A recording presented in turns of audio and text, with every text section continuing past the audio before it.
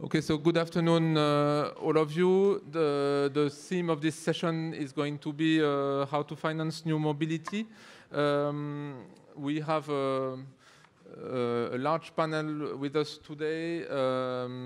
Well, I'll introduce myself first. I'm Jean-François Marteau. I work in the World Bank, and I'm a lead transport specialist, and I'm coordinating some of the aspects on infrastructure financing. So with us today, we'll have Lisa Conibert from the Shell Foundation. We'll have Adriana Lobo, who is the head of WRI Mexico. Ziad Hayek, who is the head of the Privatization Committee Board and PPP Board in Lebanon. Nripesh Kumar from Ernst & Young. Surya Bakshi from Standard Chartered in Singapore. And Annalisa Monteiro from KPMG Brazil, who used to be the head of all the PPP activities in Sao Paulo municipality. So without further delays, I think we'll start by a bit of an introduction that Nripesh is going to do for us on the overall context. Then Surya will give us a couple of examples of how Standard Chartered as a commercial bank is financing new mobility.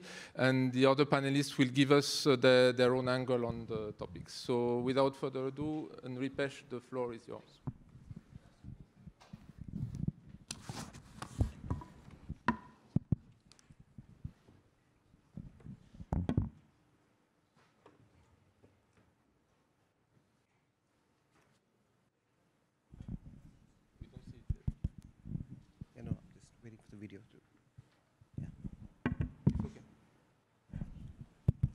Thank you, Jean-François.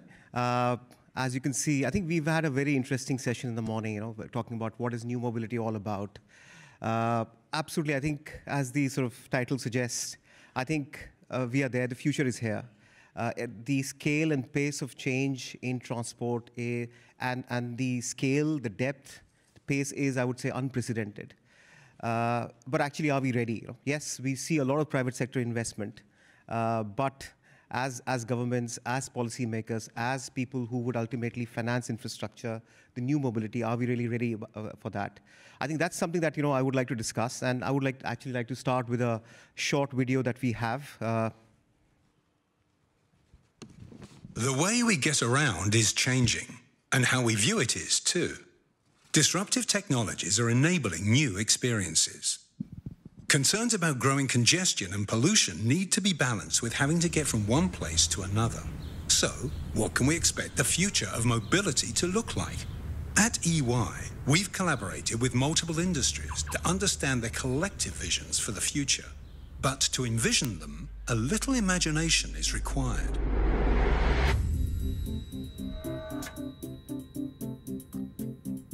Imagine a world of ultimate personal freedom, where people care and share. Even though the vehicles may be autonomous transport pods, their owners will still cherish them, as they are highly personalized and customized, based on their lifestyle, hobbies, mood, and activity. Not only that, but in this world, they also own a share of their local transport service and infrastructure too, reducing cost and improving quality. But others saw the possibility for something different than this. Cities where cars, consumer goods, and even homes are shared and rented by the hour. Owning things is shunned. Modes of transport are still autonomous, but personalization is limited. They would operate under subscriptions such as economy, which offer low costs but slower journeys. Or a premium for speed, luxury vehicles, or even last-minute convenience, like dry cleaning. Some imagined a world where vehicles are owned, but usage is regulated to avoid congestion and pollution, especially within urban areas. Here, no private cars are permitted in city areas. Rather, they're used for longer distance travel between cities. The transfer from private to shared modes of transportation will be easy and convenient through the use of slick technology and logistics. Some could see people no longer wishing to own a vehicle whatsoever. not for ideological reasons, but simply because there's no need. The mobility services provided are cheaper, faster, and less of a hassle. Mobility is based on the quickest route using all modes of transportation: train, bus, car. It all becomes a true experience, personal and ideal. But regardless of all their striking similarities, there's still no guarantee any one of these worlds will even exist. What is guaranteed is that the journey to the next era of mobility has already begun. So the real question isn't what it will look like, it's how will you shape the future to succeed in it.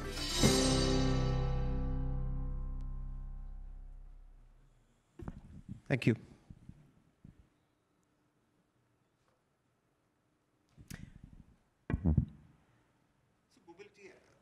Mobility, as we just saw, is a number of things. Of course, it's shared, it's electric, it's connected, and many things are happening. And many things are happening at the same time. And it's, as I said, the pace and the depth of change is immense, is unprecedented.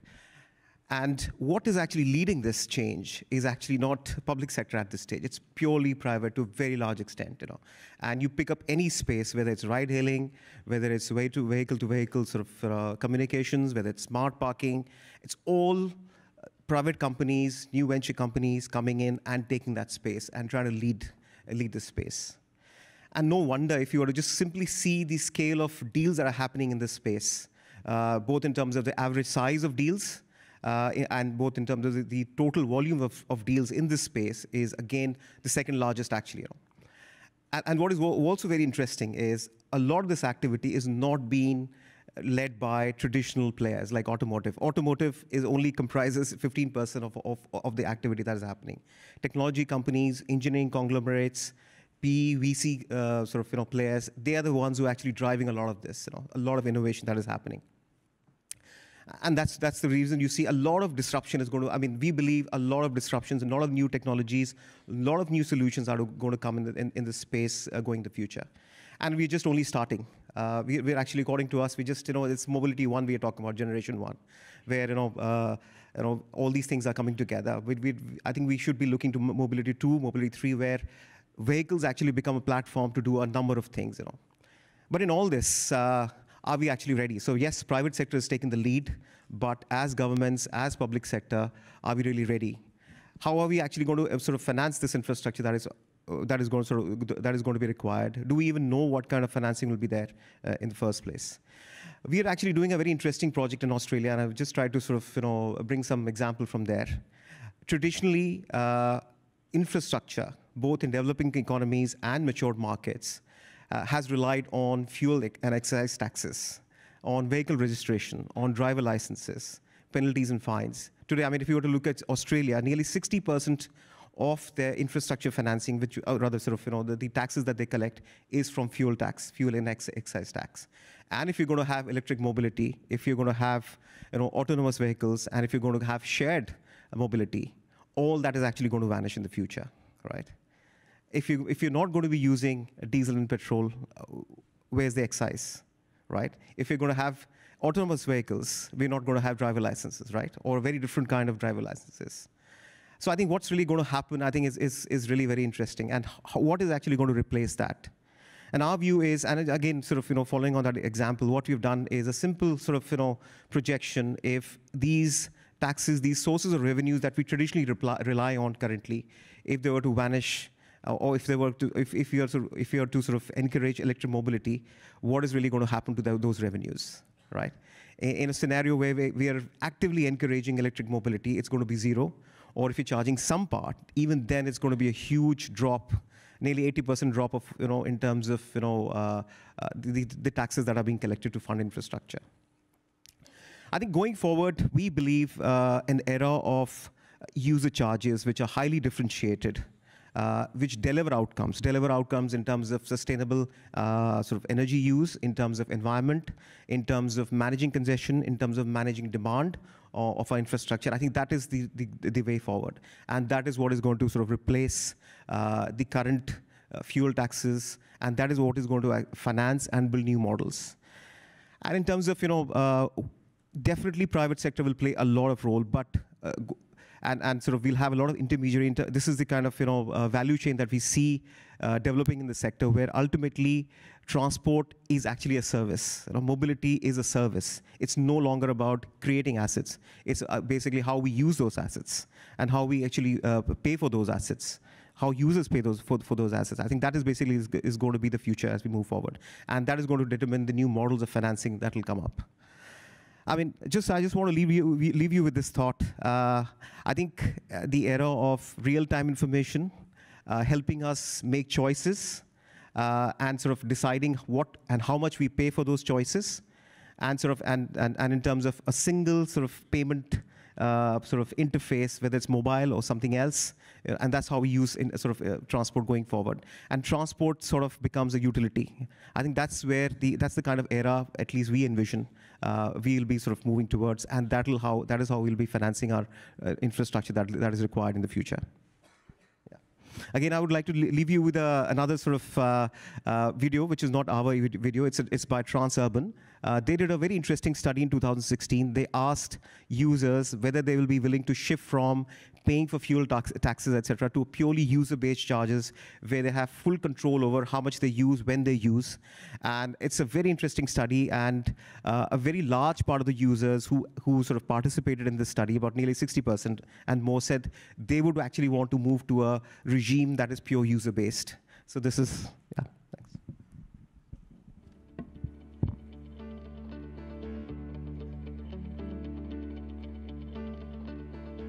Emerging technologies are redefining mobility as we know it. As these arrive and take shape, we have a window of opportunity to design and move a transport system that will support Australia's growth and future. And this starts by getting the foundations right. Australia currently relies on a century-old funding system that will not survive the transport revolution. With more fuel-efficient and electric vehicles on the road each year, fuel excise, which currently contributes 57% of the total road-related revenue, will decrease by up to 45% by the year 2050. In short, fuel excise as a revenue source is coming to an end. We need to reform the way we pay for roads and create a fair, flexible and sustainable system that keeps pace with demand and is built on the principle of those who benefit pay. This will allow us to invest in and use our transport infrastructure more efficiently. In 2015, Transurban commenced Australia's first road usage study, a real-world test of user pays road charging that captured motorists' attitudes and behaviours towards a series of charging options. Since the study's launch, 1,635 drivers have driven more than 12 million kilometres with GPS units in their cars, testing different user pays options. We have recorded more than 1 million trips and 1 billion data points, and have conducted thousands of participant surveys. This study represents the first practical step towards progressing a sustainable and flexible funding system, which is fundamental to future-proofing our transport system. Getting the foundations right will allow us to take advantage of the many technological opportunities to come and ensure the livability and productivity of our cities. Thank you. Thank you very much, Surya. Nripesh, sorry. I think that this speech kind of shows us how the whole funding structure of the transport system is going to change due to new mobility. And that also means that for the people that are going to try to finance these systems, be it commercial banks or ourselves, there are things that are going to change if we need to adapt to that. So I will ask Surya to tell us a bit what they have done on their side. Surya. Thank you very much, and thanks for this opportunity to speak today. I represent Standard Chartered Bank. Standard Chartered Bank is an emerging markets focused bank. We are very active in Asia, Middle East, and Africa, and quite focused on development finance across our network. Do a lot of work together with DFIs as well as other multilaterals. So I'd like to actually focus my presentation today on specifically how to finance new mobility solutions in the emerging markets in practice. So I'd like to just give you, of course, it's a topic which is, which I can speak very long on, but I have a very short period of time. So I'll just touch on some very, very key aspects and, which are important in the context of financing new mobility. To start with, I think I'd like to say that the scale of transportation in emerging markets is going to transform over the next 5 years. In India, for example, I think the per capita income is going to go from something like in the range of $2,000 to $5,000, and that's going to increase the number of cars on the road, let's say, 5-fold in, going up to 2030. In China, I think annually 28 million cars are being added to the road. This year, out of the 28 million, 1.25 million cars are actually electric vehicles. So this is something which is going to have a significant impact on development as well as on climate change aspects. So it's a very, very worthwhile topic to focus on. At the same time, in emerging markets, we actually are faced with some very basic challenges in terms of how to finance this sector. And I'll just give you a flavor of why. So firstly, I'd like to talk about technological change and what is the perspective of technological change as it relates to financing. In the emerging markets, we've seen transformative technologies in the recent years. So if you just think about communication, for example, fixed line was skipped in many countries in the emerging markets, and they went directly to the mobile age. Similarly, in terms of currency, I think mobile money is transforming the way that the payment systems happen in Africa and has become a big force for development. Banking as well is moving to mobile banking. And finally, on electricity, from large connected grid systems, which was the only way of the past, we now have off-grid solar, smart meters, a totally different way of development. Now, what I want to show you is that all these technologies that I've just spoken about are relevant to new mobility as well and will be contributing to how new mobility will be financed. So the question that we want to talk about is whether new mobility can bring about a similar revolution in transportation, the leapfrog that was being talked about in the sessions in the morning. When we finance this sector, commercial banks are increasingly conscious of environmental and social aspects. We've already touched upon why new mobility is good for the climate, is good to solve the whole transportation requirements for the next 5 years. And therefore, there are lots of social benefits that it brings. But it also brings social costs that we need to be cognizant of. To name a few, one is, I think it does change the employment possibilities in the economy. So it moves away. You need to do reskilling of a large number of people who are used to, let's say, driving taxis and how they are being impacted by the introduction of all the ride-sharing solutions which are coming about to the market. Second, I want to talk about is that we do a lot of work in Bangladesh, and the government of Bangladesh was puzzled about maybe 2 years back to see that the pattern of electricity usage is changing in the country, and there was a lot of usage at night. And when they and that led them to operate fuel oil-based power stations at night. And when they actually looked into the issue, they found it was electric vehicles which were being charged at night, which was transforming the pattern of electricity usage in the country. And that underlines a very basic fact that in the emerging markets, you need to be very, very holistic in all the solutions. So there needs to be a policy framework, regulation, which goes hand in hand with this new technology. In the developed markets, that may be less of an issue because you already have robust underlying systems. Battery disposal is another area that we would look into in terms of when you're thinking about new mobility, the prevalence of using lithium batteries. Do you have robust systems in place to manage the environment around that? Finally, in high-density use areas, you actually are adding to congestion when there is the new mobility solutions, because a lot of the ride-hailing, the vehicles, they actually hang around places where they know there's going to be high usage, like office areas or central business districts. So all these are social costs which also need to be managed through robust policy and regulation when you're looking at financing new mobility. Final point on this is I wanted to demonstrate that new technology is not easy to finance in emerging markets. So what I thought I'll show you is 3 curves. These are from the energy industry. The green curve shows you how the cost of solar power has decreased over the years.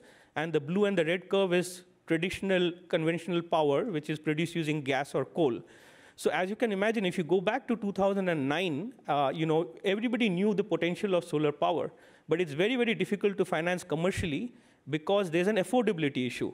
So if you're financing in the emerging markets, question is, while it's good for the environment, and it's ultimately going to get there in 4 or 5 years, can you actually devise a solution which is affordable, and that, when that 3 years later, that same power plant is going to have much lower tariff, will the electric utility in the emerging markets that you're financing be able to pay? So it's a very, very basic challenge in terms of how to finance sustainably new technologies when you know that they are going to decline in price. And the answer is that it needs to be a private and a public solution acting together so that the right social cost and benefit is applied through a public intervention, and the private market or the private banks, private sector also finances it at the same time in partnership, so that they are ready by the time you get the parity, which in the case of this curve was around 2014, as you can say, that they are able to then take it over and finance it without any intervention. And I would like to present to you that this is exactly the same approach that is required for financing new mobility as well, which is a partnership of public as well as private. This is a slide which I wanted to show you as a case study. And this case study relates to financing of the new mobility. So you could use this for ride sharing. You could use this for electric vehicle infrastructure. You could also use this to pay for roads being constructed, because what this goes back to is that it is a user pays model. So I'd just like to explain this very quickly. So whatever it is, you have a consumer who's actually paying. So that's the box on the top left. You have a platform owner in the box below, which can be an Uber. It can be any company which is actually setting up a platform. Let's say they have an app, and that app enables them to charge by using either a credit card or mobile money. So they charge the consumers, and they collect the payments into that platform. Then you have a service provider, which is on the right. So that could be a driver. It could be somebody who's installed a charging station in their premises, which needs to be, which is essentially the service being provided. And then separately, you have an asset owner. So that asset owner could be owning a fleet of electric vehicle cars. It could be owning electric vehicle infrastructure. So now the way that the financing is working for the new mobility is that the cash or the collections are getting into the central collection account, which is being controlled by the platform owner. So it's very similar to how, I guess, you would have a collection account for any conventional project finance transaction. So you need to collect the money in. What this model is doing is that instead of having to go to each service provider, so if there's, let's say there's 100 drivers in a network, if you were to collect the money individually from these 100 drivers, you would face a lot of collection risk. They would need that money for various personal expenses, and so your ability to actually collect the money would be constrained. What this solution is doing, because you have an app-based central collection account, is that it's acting like a securitization pool. So the money is actually coming into the pool and is being paid out. The rental part of it, as you can see, is being paid out to the asset owner without commingling with the cash of the service providers, whether they are the drivers or the owners of the infrastructure. So this is a way of securitizing the cash flow of the new mobility so that it can come in a risk-free way to repay the cost of the asset. The other aspect is that these cars, let's say these cars being financed, they would be pledged typically to the bank who's financing them. So ultimately, you need a buyback guarantee. So from either the manufacturer or a dealer, who will underwrite the price of that car. So in 1 year, let's say 70%, in 2 years, 50%, etc., so that you have a floor value for your repayment. Finally, the platform owner might give you a minimum ride guarantee, which gives you a base so that you're not taking effectively traffic risk, and you have a base on which to get repaid. So this is a model which is being used for new mobility. This is currently very well used in high density areas.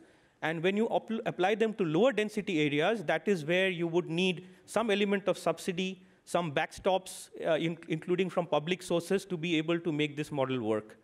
I'd like to show you one last other model, which is relating to a public financing of bus rapid transport systems in Africa. This is not new mobility by itself, because bus rapid transport has been around for years, maybe decades. But now the vehicles which are being deployed are with the green technology. So they can be electric, but also they can be with biofuels. So that's one. And secondly, they are getting combined with ticketing, with information technology, and all that is being provided as a bundled service. The way that we were able to finance this is by using export credit agency financing. So the exporter from the international country which sends it into Africa, their export credit agency provided a wrap for part of the financing, and the balance was financed with commercial bank debt. The crucial point here is that we cannot take traffic risk in Africa. The previous panel, you would have heard that currently the collections fall short of even the operating cost. And therefore, there needs to be a subsidy or a top-up. And in most cases, the borrower, therefore, has to be the Ministry of Finance. Even where it is a public-private partnership, it will have to be based on an availability-based payment. So as long as the asset is available, there is an annuity payment which comes in, which is adequate to retire the debt. I think I'm out of time, so I'll hand back to Eugene. You are out of time. But thank you very much. I think there is a lot of food for thought from both presentations on the separation between the revenue from the assets in terms of changing of the way to finance all this. Now, coming back to the ones that are actually doing the new mobility, I will hand over to Lisa to tell us what she has to say. Good afternoon. My name's Lisa, and I work for the Shell Foundation. And I'm going to talk about new mobility in the emerging market context, and very specifically in the sub-Saharan African context. I'm going to talk about how we can finance it and how do we grow it. But I guess one of the questions I want to ask is, what is the problem that we're trying to solve for? And how does new mobility solve for that problem? We talk about new mobility in places like DC or London, where I live, and it creates a bit of a tension in between existing public transport and these new mobility solutions. And you see sometimes a movement of people between one option versus the other. But the problem that we're trying to solve for with new mobility in the sub-Saharan African context is actually not that.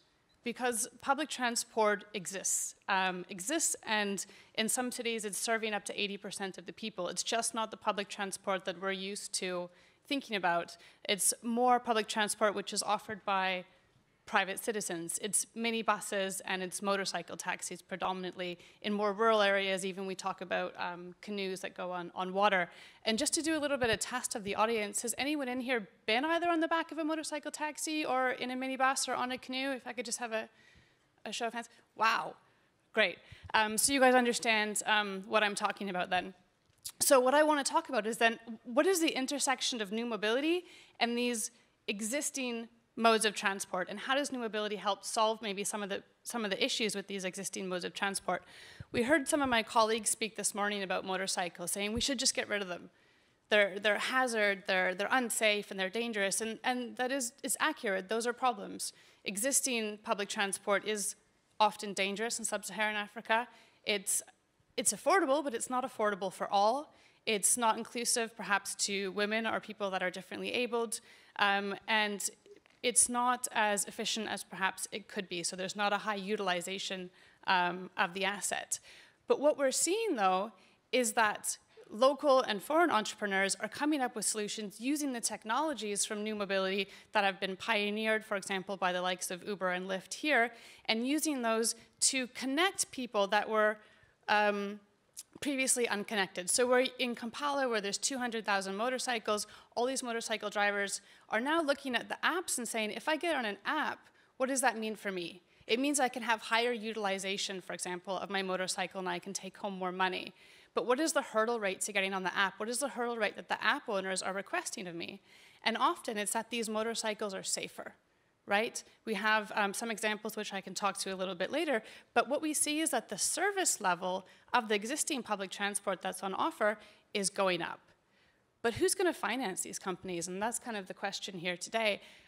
Who wants to put money into an app-based company that works with motorcycle taxi drivers in rural Uganda?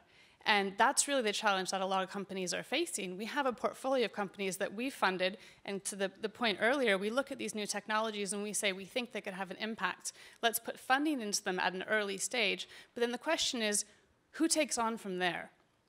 Today, the kind of funders that we see walking in the room that are interested in these kind of companies are typically VC funders.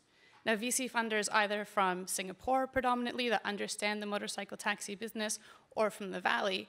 And these funders are interested predominantly, and I don't speak for all of them, but they're interested much more in the growth of the business than on the impact side, than on the public good that these companies are bringing and that are offering. So my challenge really to the room and to my co-panelists today is, how do we think about bringing together public funding and these sort of VC-type, typically type-funded models, and how do we bridge that gap such that we can have appropriate funding for these companies to grow, but maintain a big part of the impact that they're delivering? Thank you. So maybe I will switch to the more public side of the panel, maybe with Ziad first on the Lebanese side. Thank you. Very interesting points everybody is raising on the panel and raised today. I think it's very confusing what is happening in this space.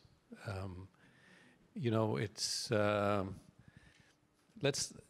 of course, you know, we are talking about, on one side, we say there are the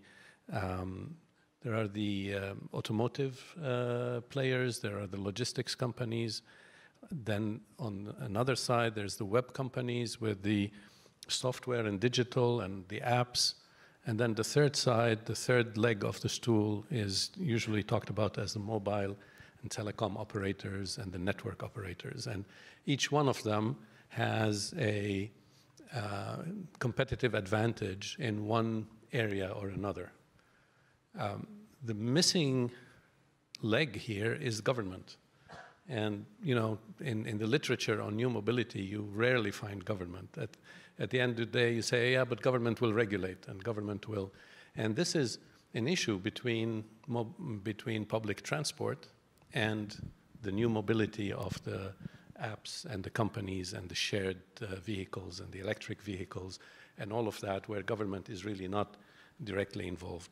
But I think that that's sort of on the technical side. If I look on the financing side, it's equally confusing, because we lived the steam engine era, where all the financing was mainly commercial, was mainly corporate. So the era of the railroads, where, you know, many of you still, perhaps in your offices, if you're bankers, you still have railroad bonds that are decorating the walls. So there was a lot of issuance of bonds to finance railroads, and this was public. And then we got, in the car revolution, we started seeing personal financing. So it was financing of people to buy a car or to lease a car eventually. Now we're entering an era where, you know, we're saying, okay, there's going to be a lot more commercial financing, because we need to finance fleets for Uber. We need to, the types of Uber and Lyft, on those companies. There needs to be financing for infrastructure that is going to be new infrastructure in certain cases. It might be dedicated lanes, it might be, etc. So there's financing, commercial financing, and yet we're not getting out of the personal financing because people, if they're buying electric cars or they're, they're still going to be like financing, retail financing. So what is the model, and who is going to discover that next thing? I don't think we have the answers as yet. There's a little bit of ideas of crowdfunding going around, and I don't see crowdfunding playing a major role, at least not for governments with major infrastructure projects, because especially not in emerging markets where you cannot raise the kinds of amounts that are needed. There's talk of mobility as a service, and so somebody is going to, as in the structure that we've seen that Surya showed us, where you have some, so this was not like mobility as a service, but it wasn't meant to be intermodal, but still it was a situation where you're collecting money to be able to securitize that. And the thing is, who is going to set those rates? And if there's no excise taxes, are they going to be excise taxes on vehicle? Are they going to be vehicle taxes as opposed to fuel taxes? And there's going to be a large increase in vehicles, we say, okay? And we're seeing that already. Does that mean that we need to worry about retail financing for vehicles or not? Basically, the point that I'm trying to make is, is that we don't know. And related to that, another thing we don't know is the value added of all this new mobility. If we're going to convince taxpayers that they are going to have to pay, for example, a certain fee for intermodal transport or otherwise, if we're, whether it's users or taxpayers, we have, but especially taxpayers, we have to be able to justify this for them. So what are the benefits of new mobility? Well, McKinsey and Bloomberg did a study, and in it they say that the value added, social, economic, environment, etc., is about $2,800 per person per year for clean and shared mobility. And if you include intermodal seamless mobility, then that goes up to $7,400 a year. These are amazing numbers, but do they apply in emerging markets? And I think the challenge that we are all facing, and I'd like people to take on this challenge, is to say we want to create algorithms that are going to be easy for people to understand, for government officials to understand, that these algorithms are going to take into consideration all the variables that affect this, this pricing and costing and financing structures, and we're going to be able to use them in multiple contexts because they have to be used at the local contexts in cities all over the world. I have stopped. Okay, I will stop. Thank you very much. Ana Beatriz, more on the side of how did you try to practically solve some of these challenges? Yeah, so good afternoon. So thank you very much to World Bank to invite me to speak today. It's really a pleasure and an honor. So just to say, I devoted my whole life basically to the transportation sector. But recently, last 2 years, I had an experience at the municipality of São Paulo where I led the PPP program, municipal program. That is actually an infrastructure program where we do one thing that we could call recycling of infrastructure, where we listed all the assets that of the municipality has somehow owned them, and to focus only on those that would be essential. So, for instance, like convention center, car, racetrack, all these things we would sell or we would do a PPP. And then all the money that would come from this PPP program would go to a special fund, investment fund, to be applied only to the the priority sectors where mobility was one of them. So I'd like to just, I really like this image that I put here, because every time that we talk new mobility for all, mobility of the future, and all that, we always think forward. We were moving forward. But it's very good to take a look on the back rear, and we see the lessons learned from the past that we know, and we have a track record where cars are really low density transportation mode.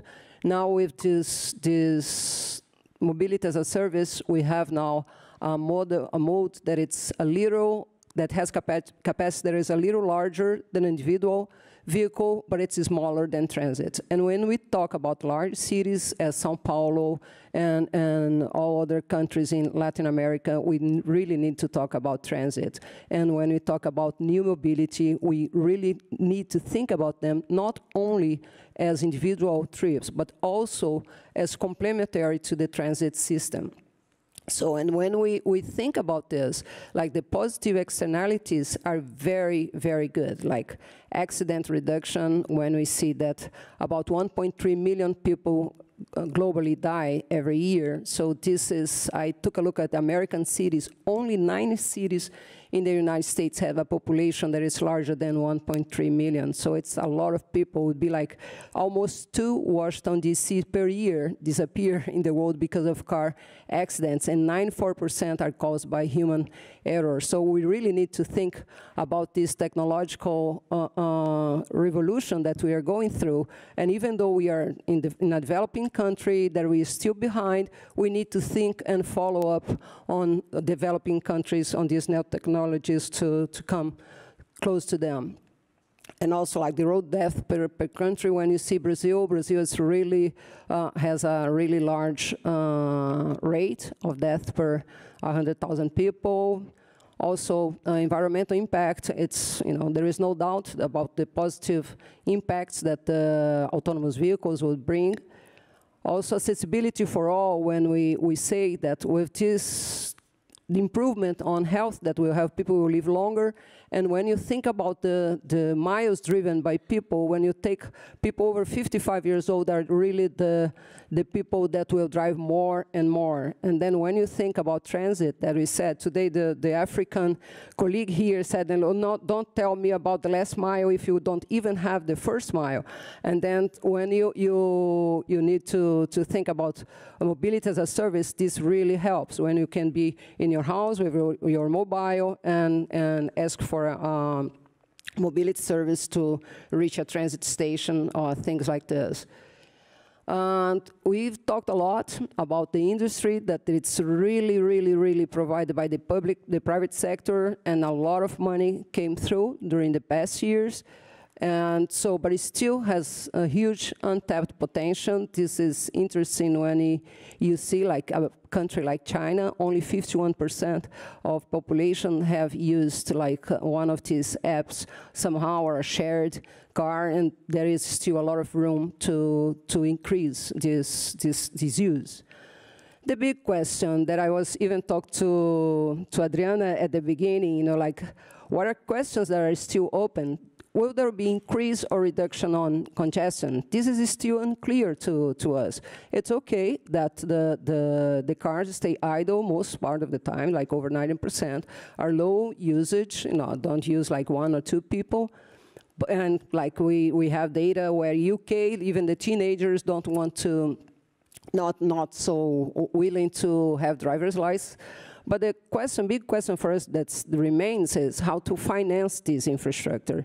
One thing that we did in São Paulo was like for Uber, was to tax them and like per mile driven. So this is a regulation they can use, and so they also pay for that service. And this is really helping the city to get money and invest in other things that we need there. Like, for instance, Brazil, you know, like is a country that we have severe rains during the summertime. So every year you have a large cost of maintenance. You need like traffic lights, all those things that are crucial to provide this infrastructure, and we need to get money to invest on that.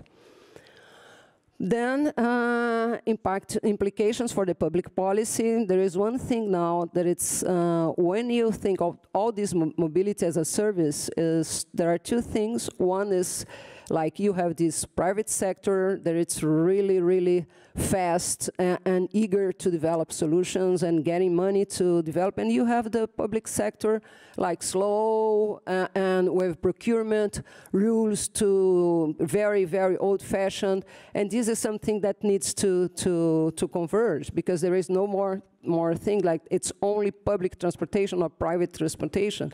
And so this dialogue between private and public sector really needs to get closer and improve, so we can think about solutions together. So the transport governance is something that it's really, really important also to think about. And also just like conditions for success here, as I said, that engagement from the public sector. I have an experience that as I said, for almost 2 years, that really made the difference for me. That was to be in a program and where I had a sponsor, that was basically the mayor, where they really, really supported this dialogue and coming up with solutions to attract the private sector to invest, doing the proper regulations, because there is like public interest needs to be reached, private interest needs to be reached as well. You never heard of any public government that ran out of service, but private companies, they do. So it's really a matter of coming together and more think about solutions. And regarding specifically about the financing, when I was talking about the positive externalities, other opportunities that we were pursuing while I was there at the municipality is like mechanisms of green finance to kind of capture this value from the positive externalities of these new mobility solutions. And that's it, basically. Thank you very much, Adriana.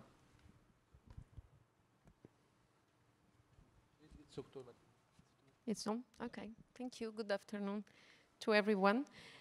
I really like to talk with Robin Chase about these things, and I really like when she's asking, is this hell or heaven? What is the new mobility bringing to us?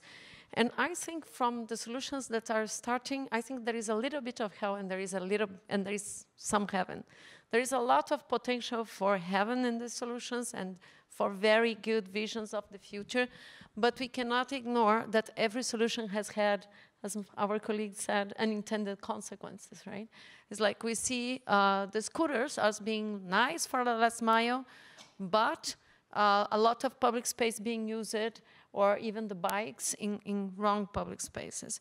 So from our point of view as an NGO, the first is to have a very clear objective on green, safe, and accessible transportation.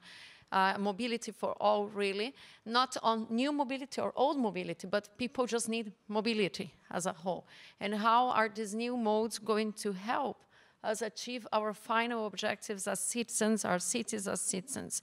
So one of the things that worries me is just, first, one is the consequences, but the other is that it's not yet tackling the real hard part of the system, that is the very low-income people. And understanding how this is going to work, today we are talking a lot more about market solutions that address people who can pay for these solutions, right? But the consequences for the very low-income people, not yet seeing anything that has improved for them. And to be honest, in terms of cost, transit is still the solution for many, many of the people. And the attention is so much driven to all this new technology that we are forgetting the parts of the system that are really in need of how can we improve transit and how can transit really be part of it. So it seems like looking at these market solutions, the one that's closest to then giving us more lessons to transit would be van pooling, right?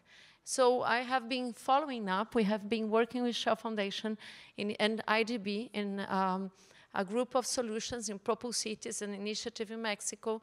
So we are fostering like small grants and following up with 4 or 5 companies. Many are data-driven, but one is a Voom pooling company. And it's very interesting to see first that the prices are really dedicated to middle high income people. They cost 4 to 10 times what a person would pay in general in public transport. In some cases, when the person has many transfers in her trip, maybe it comes to a little bit of a shorter number, but the truth is it's still very different. It's like the plane tariff is about 6 pesos in Mexico City. This is about 45 to 60 pesos when we are talking about van pooling. And yet, because the market is so much in the peaks, all these companies, all the van pooling companies, they really need volume. And so they become in a tricky moment that they do not have enough volume to be able to be profitable. They need big amounts of money to be profitable, which is very much similar to transit. They haven't been, so the growth of the system is not clear and is yet to be proven. In other countries, like Chariot is just going to stop operations in San Francisco and in other places February 1st. So exactly the link that's missing the most, even with a higher tariff, is not very clear, even if transit is going to be successful in terms of financing. And we really hope so. You know, we know that there are many trials. We know that now Uber is going to try Uber Bus. So, but this link, I think we have a lot more chances in our countries where the volumes in transit are still very large numbers. But the questions in terms of how to get investment there are very important. I think seed money, as the one that has been given by Shell Foundation, has been very important. So I think the other things, micromobility seems to be doing better, maybe because the capital cost is lower, but the tariffs are usually very high. So it's very interesting because a scooter is very good for a last mile, but the prices we are getting is a couple of dollars. So actually, for poor people, again, it's not very clear, even micromobility. So it seems like the market share we are talking about is people that actually have access to cars or partially access to cars, and we are really forgetting that the real solution for our cities is in one bigger market that we still have to take care very much. I really think technology will be an important part of the solution. I would like to see a lot more effort dedicated to improve transit and how, but this is not profitable and not by per se. It does not reduce, maybe there are some operational gains, but if we really want to see technology applied to transit, we need to have public investment for sure. And this is not it's not part of the new mobility conversation in a very big way yet. And I hope it does.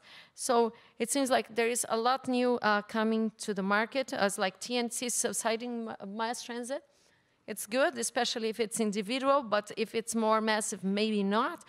Cities like São Paulo, cities like São Paulo and New York, cities subsidizing ride-hail for late-night rides in mass transit might make a lot more sense. So there are so many things that I would say one of the very important things is to be able to evaluate. There is so much new going on that is very important to take a solution and that we are able to take data. And I think a lot of the companies, World Bank and us and others, we really need to give as ready as evaluation as we can because unintended consequences are part of the day. Thank you. Thank you very much. Okay, this is a very diverse set of snapshots on various aspects. What is striking, I think, is that while the questions asked to all of you was mostly around financing, you mostly all responded around funding and what are the cash flows that are getting into these various sets of the system. and what are the gaps in and you, I mean, Adriana was highlighting the gaps, but also Ziad before and others, is that we talk a lot about the cash flows and the funding of the new mobility, but the underlying infrastructure, we don't know exactly how it is going to be financed and whether there is the cash to finance it. And there was also a lot of parallel, more than half of you on the electricity sector, the water sector. Is transport becoming a form of utility? And the question here is going to be, are we going to be telecom, or are we going to be the water utilities in a way? Water, where most of the underlying infrastructure de facto becomes completely public financed. Digital, where you can almost finance all of it. So I think that there are plenty of angles to look at this topic. I'd like maybe give the floor to the room to see who has questions on those various aspects. The one on funding, the one on how to respond to the challenge of Lisa and Adriana on what is the role of banks or development banks in funding new mobility. So I would like first to give you the floor. Who wants to start? I guess someone wants to ask. Yes. I'm Bob Hershey. I'm a consultant. What is being done to hold meetings online to get together the funding and get an economic consensus among the people on what is to be done? Okay, maybe we'll take a few other questions.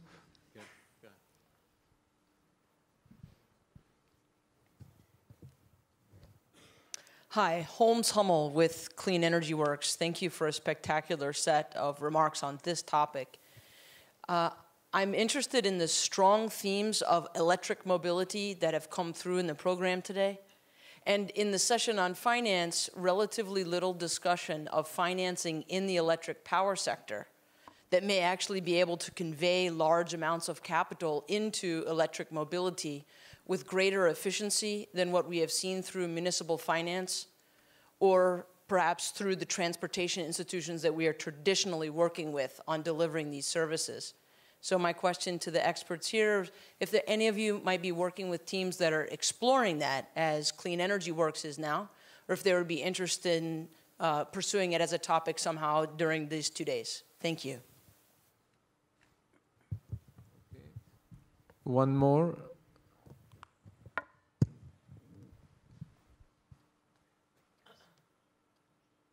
Hi, my name is Chris Zegras. I'm from MIT, and I want to thank the panel and thank the organizers for putting together such a nice, diverse group.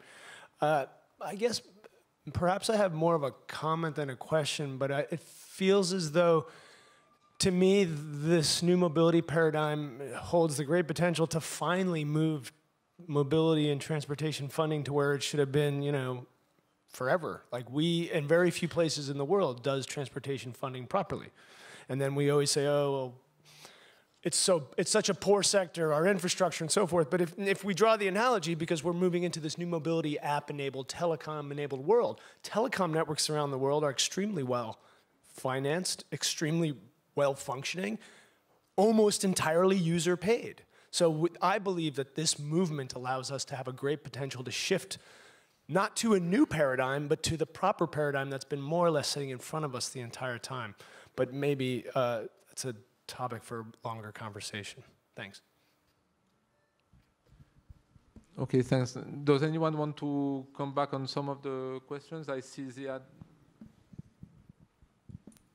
Regarding online funding, there has been, through crowdfunding, there's been some attempts at funding such infrastructure. I mean, including Boston, where for the tunnel, they tried to get the crowdfunding for traffic, road infrastructure, and other things. But really, it is not possible because there is no. I mean, the financial markets that support major investments are very highly. They're efficient because they're well regulated, because there are rules as to what the market accepts and doesn't accept. There's the SEC and equivalent regulators around the world have for years worked to set norms. Unfortunately, when you're like, okay, let's see how we're going to fund this online, there's no norms, there's no rules, there's no trust for big amounts. You're relying on enthusiasts to say, okay, this is a great thing, I want to do good, I'm going to support something in Africa. But it is really not going to be ever sufficient if we are talking about major public infrastructure. About the concept of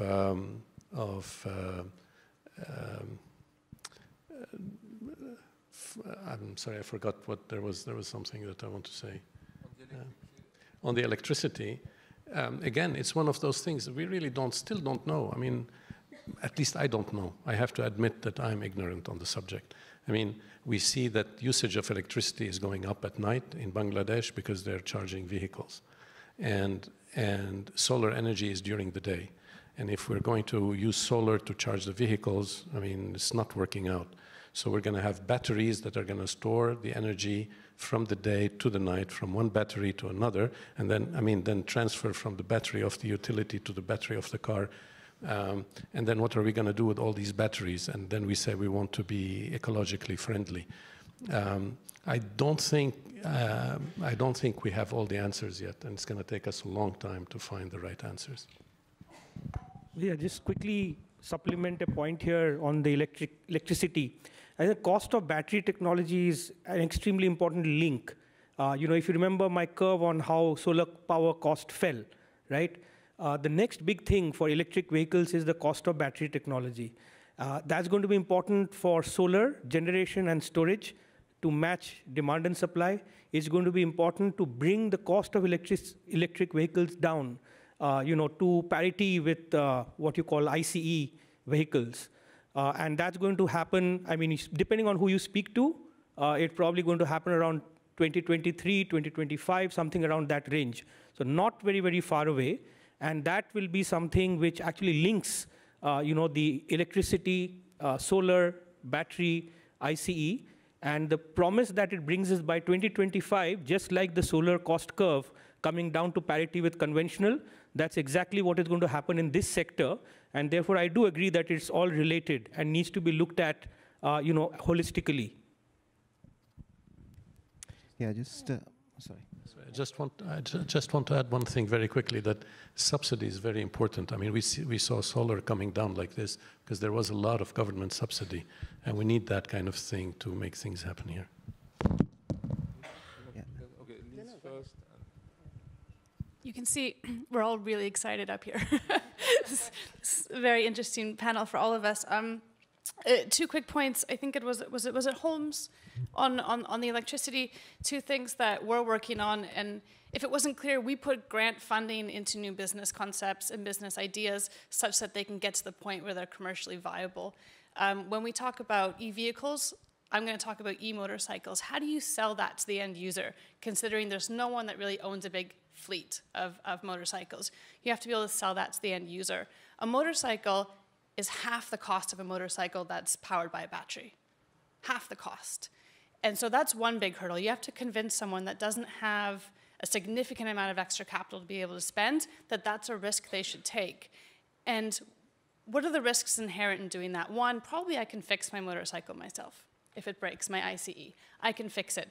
If I can't fix it, there's maybe 100 different places in my city where I can go to buy a white label part and find someone that can fix that for me for very cheap, right? And that's a comfort for me. If my motorcycle is how I earn my living every single day, I have to know I can fix it quickly and cheaply. And then the third issue is I know that I can buy petrol from a lot of places around my city. Typically, the petrol price is going to be kind of written in paint. It's not like here where it goes up and down as much. But I know what it's going to cost, and I know I can get it reliably. So what we're trying to do is work out different models where you can have somebody and understand that those are big risks that they're taking and still make it affordable for them. What we're looking at now is kind of creating asset owners of e-motorcycles, But as we can understand, that is very expensive for the asset owner. And how do they raise the capital to be able to do that? How do they go to someone and say, I want to start this and I want to do it? And so what we're trying to do is prove that out. And that's in the urban context, and we have different models that we're trying in the rural context as well. And just one other quick point to, I believe it was Bob that asked a question of how we're bringing people together. One of the biggest challenges in this sector is that there are so many negative externalities in transportation and there are so many positive externalities, but the positive externalities are very difficult to measure.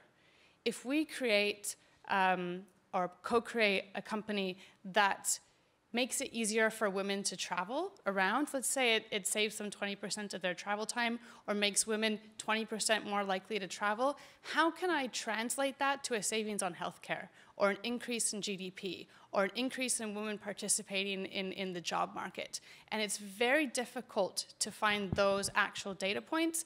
And to get funding from someone that needs to serve a public good, you have to be able to show them what the public good is and measure the public good. So that's one of the big things that we at Shell Foundation are focusing on this year, understanding the positive externalities and being able to measure them to bring more funders to the table. Yeah, I'd just like to remind you all from my point that when we talk about mobility in all these companies that have their solution, their apps, it's really, it's something that's really, it's an explosion of solutions that we have right now. And it's a reality, and we need to live with this. And when you think about the public sector in this context, what they do, like, when you think, what is the public sector? They live from taxpayers' money. So what we would like is that the government should be smaller, and smaller, so the population would pay less taxes. But then what comes? Like the government needs to finance the infrastructure, finance the subsidies, make sure that women will travel safe. Maybe it's the case we need to separate a car, like in Mexico, they had this solution.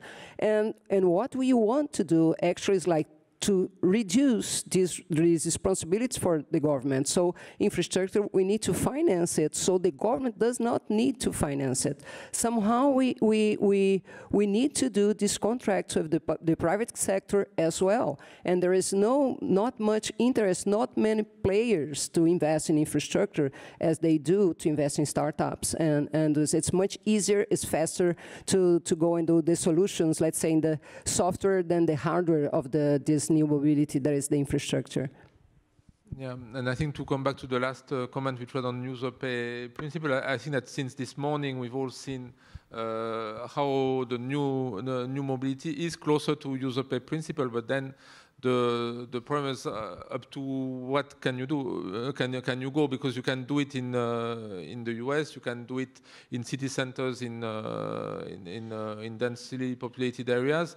How do you translate that in rural areas? And how do you have user pay principles when you go to rural Uganda or for low-income people in cities? So that's where those transfers and how to make them remains difficult. And also, we know how to make the user pay the car in the Uber, but can we have him pay also for the underlying infrastructure? Is also maybe we are not yet there. So that's and coming back to the theme of financing, as a result, the financing of the app itself, of maybe the fleet, we are seeing solutions emerge. That's the model that Surya was proposing, but we still have a bit of a barrier on the underlying infrastructure. I'd like to see if some of my colleagues from the World Bank or other development banks would like to say something on Lisa's challenge on the financing of. Okay, you want to go? Thank you. So we have two. First, I'm not from the World Bank. I'm D.V. Manohar, Vice President and Treasurer, World Cycling Alliance, based at Brussels. We have been talking about smart mobility. I feel of all the modes of smart mobility, it is the good old bicycle, which is the most sustainable of all. It has everything: user-friendly, app-based, GPS connectivity, and very much required, more so in the developing world now. I feel the funding for bicycle sharing systems is not what it ought to be. Probably Surya can tell us why and how. Thank you. Saeed Mohammed with the Islamic Development Bank from Jeddah. My comment is one of the most problems we face when we finance transport projects in our 57 member countries, which mainly are roads, is the road maintenance, operations and maintenance. So what you guys are talking about is great, but when you talk about all these taxes, fuel taxes that are going down, I'm just thinking a holistic picture. Now you have these taxes going down. So who's going to pay for the maintenance of the road? Are you willing to get on an electric bus on a dirt road, for example? Would that be comfortable for you? Now taxes are going down. So are you going to tax the electric vehicles? So what's the incentive for me to shift to the electric vehicle? That's another concern. Now, okay, you can do this in the US or in the developed world. So where are these used cars are going to go? You're going to dump them somewhere else because gas prices are going to go down. Now you're using energy, so gas price goes down. So this is becomes attractive to the people wherever you dump these cars. So basically you end up with just shifting the pollution from one place to another. And then let's talk about the SDGs and all of that. This is kind of something it's very, I don't know, maybe you guys could help us comment or give us a solution. How are we going to maintain the roads? And where are these cars going to go, and what's going to happen to the fuel price, to the gas and oil price? How is this going to affect the whole picture? Thank you. Okay, one more question. Thank you for that question. Actually, I have a related one, and that's actually if you're going to this new mobility that involves service and flow as opposed to ownership, which I fully support, how do you get between cities if you don't have a car? And so actually, I think I've got a bit of an answer for the gentleman before me, but perhaps you could speak to, especially the Shell Foundation, investing in hydrogen fuel cell railways, otherwise known as Hydrail. And I can see perhaps a P3 opportunity for financing of construction, which is a heavy lift. We know that it's expensive, but it's actually cheaper than building and maintaining roads. So perhaps the railway companies can get back into the passenger rail market across North America and around the world, so we don't have to worry about maintaining or building on dirt roads. Thank you. And by the way, I'm Gord Lovegrove, the University of British Columbia in Canada. Thank you very much. I think the questions are sometimes a bit outside of the scope of the session, but we are still going to try to respond. So maybe Surya, you want to start on the. Yeah, thanks. I'll start with the bicycle. I think it's a very interesting question. So thank you for the question. I completely agree that if you think about it, it's green, it's simple. Suitable for emerging markets, also very healthy. So I think it's a great question. And the answer, to my mind, lies in, unfortunately, market failure as to why these bike app, sort of bike sharing has not really worked. So if I may actually just, touch upon the reasons why I say that, I think firstly, if you think about it, unbridled competition is what has really caused the issue. So there are various companies, multiplicity of operators in each city, and then overfast, sort of expansion and multiplicity together meant that the cash burn which was happening, they were not allowing enough time, to generate the kind of revenue. So in each city, if you have like 10 operators, the market is not big enough at the beginning to support all 10. So it's like, in some cases, like, utilities, all kinds of utilities, they have a natural size and a natural monopoly. So you essentially were applying a utility style, sort of a model and combining that with a lot of competition, and that led to a lot of companies which started out with funding failing. So that was one. Second is, I think, regulation.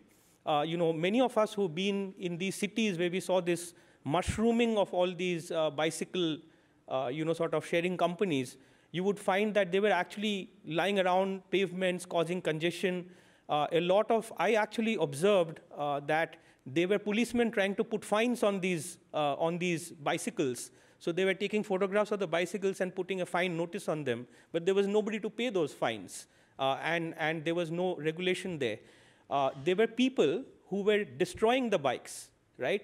Why is that happening? Because you have no sense of ownership of that bike. That bicycle in emerging markets can be somebody's most precious asset. But when it's a shared model, you're not really sort of incentivized to take care of them.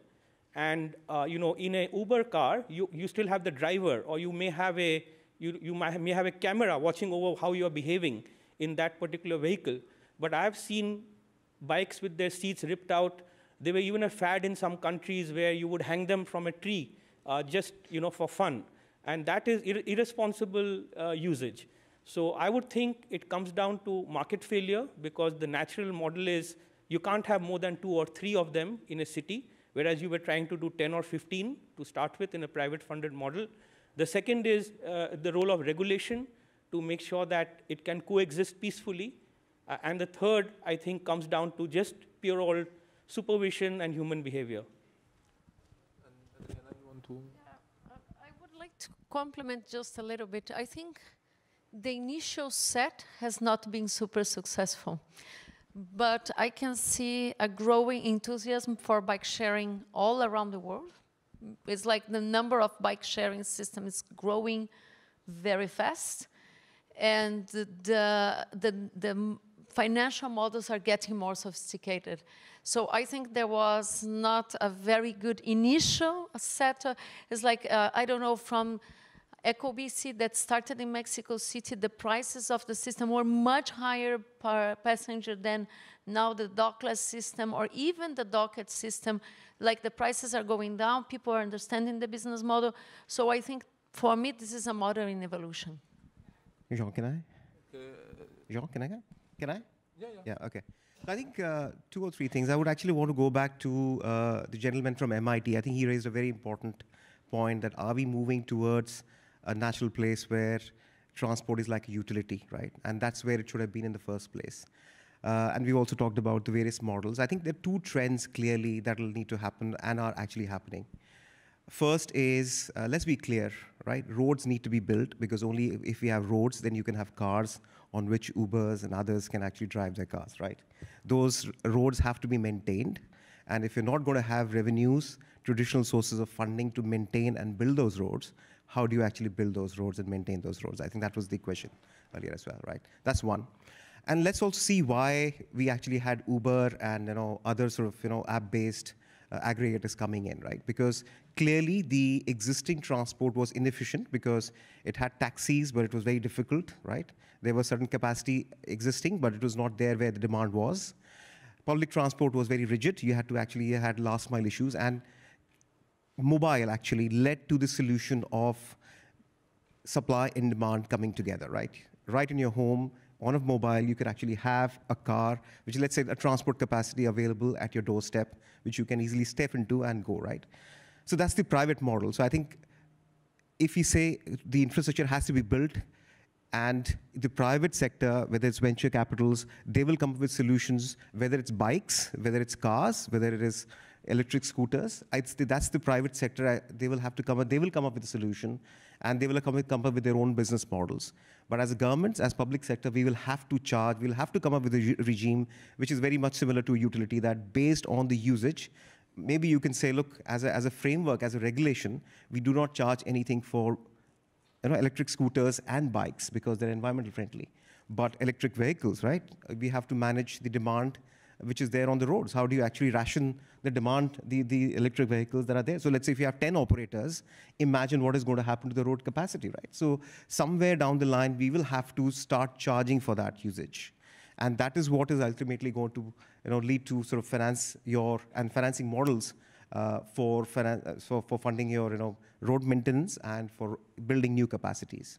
And private sector, their role is going to be providing that solution of transport, whether it is a complete intermodal solution. A player comes that says that combines bikes, cars, or it's just pure car-based or pure sort of bike-based. And that's where the private sector will come and develop their own business solutions. And I'm sure Surya will banks like Surya's and venture capitals will actually come and finance that because that's the business model, right? There is demand, people want to use that. I think that's basically ultimately what is going to happen. But ultimately, we are moving to a model which is, there is a capacity that is available to everyone, whoever wants to use it and wants to pay for it. And private sector coming and creating those solutions that fulfill the demand which is there for our mobility. Yeah, just complementing on that, this regulation that São Paulo City passed on Uber when they charge per mile driven, it's important to tell you that it did not reduce the number of Uber drivers. Not the other way around. It's still growing, and other companies are there, like Lyft.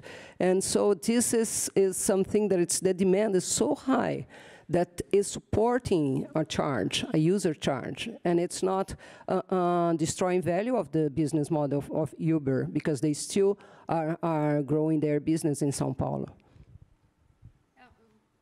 Very fast, and then I think Chris touched this, but I think this is a longer discussion, Chris. I think we are finding more surpluses in the system. It's like the roads, they were built by government, but now the toll roads, they have some private payment, and then Uber has... I think we are finding more places of the system where users are able to pay a little bit more. And this is probably going to have a complete re-engineering. It would be wrong to think that we need to keep fossil fuels to be able to maintain the roads. This is like a very strange, in my opinion, because we get all the negatives of it, to be able to maintain the roads. So, of course, we need to maintain the roads, but I really think there will be a finance re-engineering in the public monies related to mobility. And also, it's very clear the private sector is really finding a lot more possibilities to get money from the system. And this will increase the alternatives to serve the clients better, to have a lot of more people with more alternatives. And this is positive in general, but for sure, as talking about financing the issue of this, I think there will be some engineering, which is just hard to do now because we don't really know the system of the future yet. Thank you. Okay. Sorry, just I really cannot manage my one panel. Small and last figure. And the thing is, the money that the municipalities are getting from this tax is that everybody now thinks, oh, it's a lot of money. No, it's around $50 million. It's nothing against when you think about the amount they need to invest in infrastructure, maintenance, and operations. So it's just to give you a sense that even though it's hard to have this regulation, and still the money that you get from is still not enough to finance the infrastructure. I just wanted to offer a quick clarification, I think, to Gord in the back. You asked about hydrogen. Just one clarification, Shell Foundation is independent of Shell. So we're a charity, and we primarily provide grant funding to startups in emerging markets. So we ourselves don't do hydrogen, although I do believe that Shell does a lot of work there. How do people move intra-city, for example, in sub-Saharan Africa? I mean, it works pretty well. There's generally a place in the city that you go and you stand if you need to go to another city. And people that are going to outside of, let's say, Nairobi will pass by there if they've got an extra seat in their car and then kind of sell it on their way out. So when we talk about new mobility, how does that make sense in this context when supply and demand is kind of already managed itself? And it's like, how do you move the direction of a ship? It's by degrees, right? And so if that supply and demand already exists, but let's say it's not really that safe for women, because women doesn't want to stand there and go in a car with one or a group of men that she doesn't know, perhaps by using new mobility, you can make it a little bit safer for a woman to go because now you're tracked and now you know where you're going. And so these are the kind of interventions that we look for, taking advantage of what already exists in these markets and has been innovated on over time. And then one quick comment from Sahid on the dumping of cars. I'm not sure where there you are. It's true, and it happens, and you have tankers coming, or you have big ships coming into Mombasa full of old cars that pollute like crazy, and then they're going to sell them at parity for, let's say, an e-motorcycle. So it makes the challenge even harder as we think of what are the options for introducing electric vehicles. That pushes the price point up.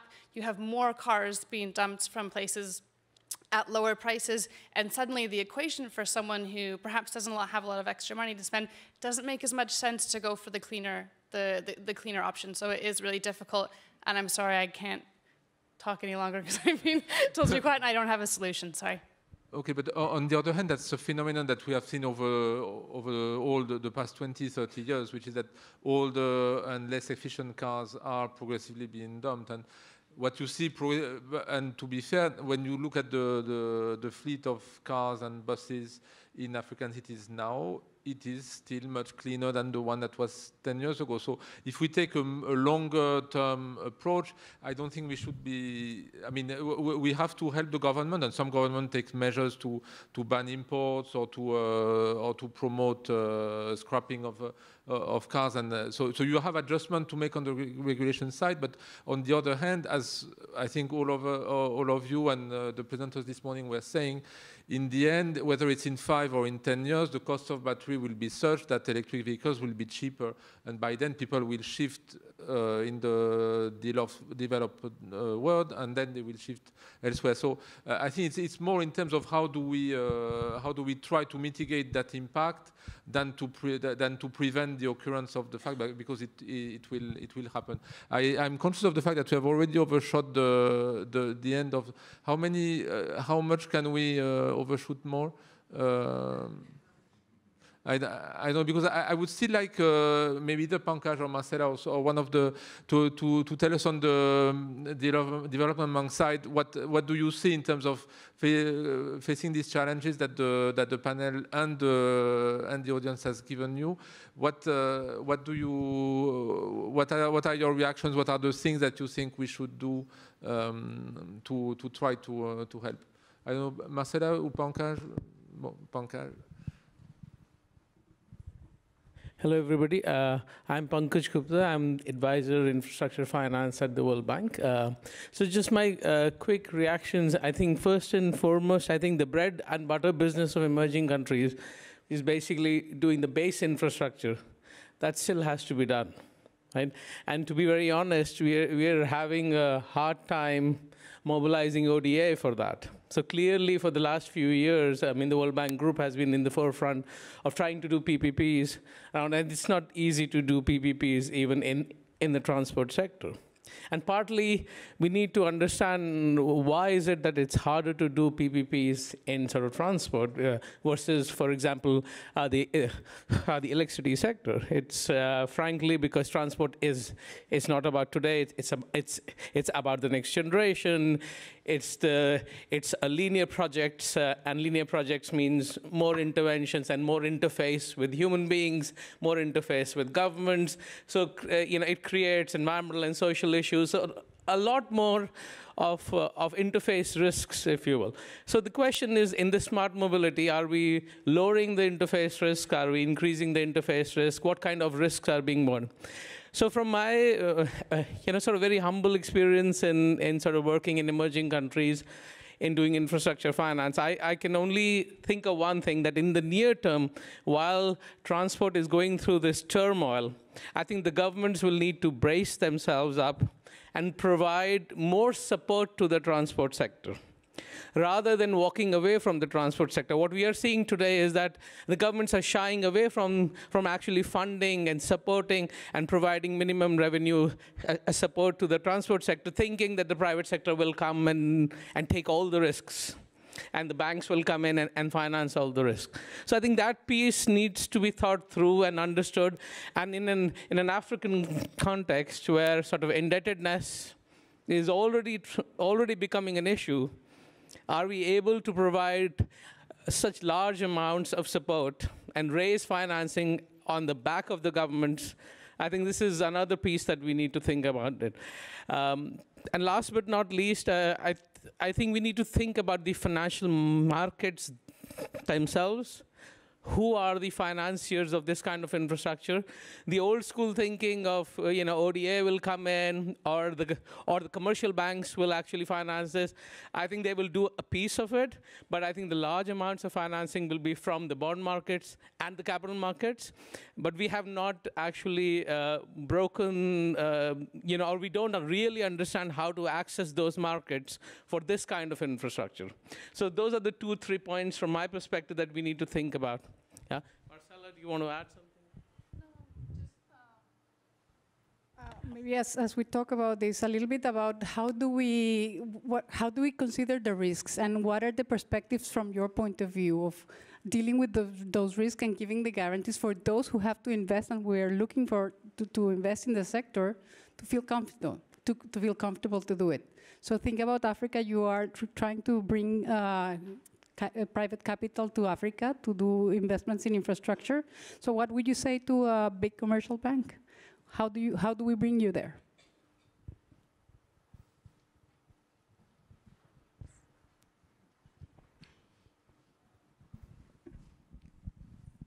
I guess that probably is a question for me, because we are a commercial bank and we are in Africa. So we do finance infrastructure in Africa, and we've been doing that successfully for a number of years. And I think the short and simple answer to Africa is that in terms of financing infrastructure in Africa is that we are doing it in a partnership. So we are bringing private capital ourselves. We also distribute and bring in private capital from many other banks who may not be present in Africa, but we do that in transactions which have support. So there are certain partial risks, in Africa which need to be covered. So this could be currency risk. This could be the payment capability of the off-taker, because these are all long tenor financing. So if you try to do it entirely in the private sector, then the volume of financing that will be available will be very small as compared to, let's say, the total amount of financing, like $80 billion, which may be required in Africa for infrastructure. A small portion of that will only come through from the private sector. So in order to expand the total financing which is going to be available, this needs support. So sometimes the appropriate solution is that the borrower needs to be the Ministry of Finance of the country which is doing the infrastructure, rather than by leaving it completely to a private model. But that also, there is a limited capacity, right? It increases, but not to the extent that is necessary. Then you look beyond that to say, can I do private partnerships along with the public? So you have the right, you have World Bank coming in and doing the right framework, making sure that the institutions are robust and that PPPs can be implemented. But even there, when you're trying to raise financing for long tenure, like 10 years, 15 years, or 20 years, what that means is that the capacity of those institutions need to be backstopped. And that is where we work with other multilaterals. We work with World Bank. We work with developmental financial institutions, as well as export credit agencies of Europe as well as from Asia. What they do is they provide selective wraps on the transaction for selective risks or sometimes comprehensive risks.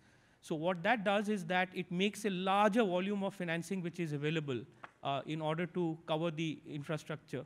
So simple answer to the question from my perspective will be that we do need this partnership, and we need this partnership across all sectors, not only new mobility or transport, in order to be successful in delivering the financing for infrastructure. As we saw over a period of time, people need to get used to paying. So this needs to happen with a user pay model, even if it is inadequate to finance the whole infrastructure. Even if it is financing part of the infrastructure, people get used to it. As volume goes up, as these economies develop and people are able to afford more and more, the reliance on public support, whether it is by way of government backing or from multilaterals and DFIs, will continue to come down. And one day in the future, it will be completely privately financed. Thank you. I think we are obliged to stop. I would just like to thank you all for this session and for all the questions, and thank a lot all the panelists for the very lively discussion. I think that you all brought a lot of different angles, and it was great. Thank you very much.